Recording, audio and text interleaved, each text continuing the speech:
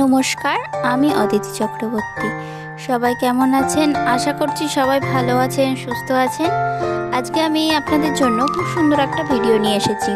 আজকে আমি আপনাদের করে দেখাবো একটা পাঞ্জাবির ওপরে খুব সুন্দর একটা ডিজাইন।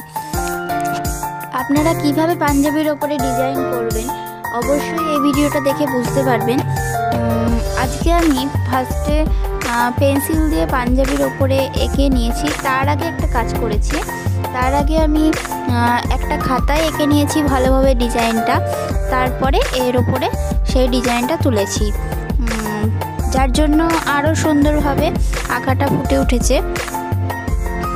আর সবসময় সেটাই করতে হয়, কিছু আগে কোনো পেপারে বা কিছুতে এঁকে নিয়ে তারপরে যে কাপড়ে করতে হয় সেই কাপড়ের ওপর তুলতে হয়। আমি এখানে হোয়াইট কালার দিয়েই করছি। এই কালারটার ওপরে আমার মনে হলো হোয়াইট কালারটাই বেশি ভালো লাগবে, তার 1 নম্বর রাউন্ড তুলিটাই ব্যবহার করেছি এখানে। আজকে পাঞ্জাবির ওপরে ডিজাইন করার কিছু কারণ আছে। ভেবেছিলাম আজকে তোমাদের বেডশিটের ওপরে ডিজাইনটা করে দেখাবো, তা আজকে আর বেডশিট নিয়ে এলাম না। পাঞ্জাবিটা করেছি কারণ আজকে কালকে আমার হাজব্যান্ডের জন্মদিন, সেই উপলক্ষে পাঞ্জাবিটা করছি, ওকে এটা গিফট করব। তো আমি ভাবলাম পাঞ্জাবিতে ডিজাইন করছি যখন একটা ভিডিওই করে নিই, তো ভিডিওটা শ্যুট করে নিলাম আর তোমাদের দেখিয়ে দিলাম কেমনভাবে আমি পাঞ্জাবিতে ডিজাইনটা করেছি।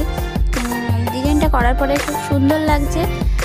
আর তোমরা এখানে কীভাবে সরু তুলি দিয়ে তোমরা রং করবে পাঞ্জাবির ওপরে সেটাও শিখে নিলে।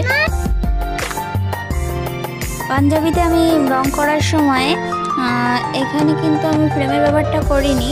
আর পাঞ্জাবিতে রং করার সময় সবসময় পাঞ্জাবির যে ভেতরে একটা পিস বোর্ড দেয় দেখেছেন না, ওই পিস বোর্ডটাকে সব পাঞ্জাবির তলায় রেখে তারপরে ডিজাইনটা করতে হবে, তাহলে কিন্তু পাঞ্জাবির এপিট ওপিট লাগবে না আর ডিজাইনটাও ভালোভাবে করা যাবে।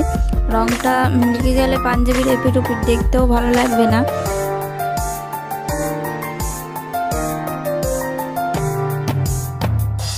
আর এই ভিডিওটা যদি আপনাদের ভালো লেগে থাকে তবে অবশ্যই লাইক কমেন্ট শেয়ার করবেন আর চ্যানেলটিকে সাবস্ক্রাইব করে রাখবেন, যাতে নতুন নতুন ভিডিওর আপডেট আপনারা পেয়ে যান।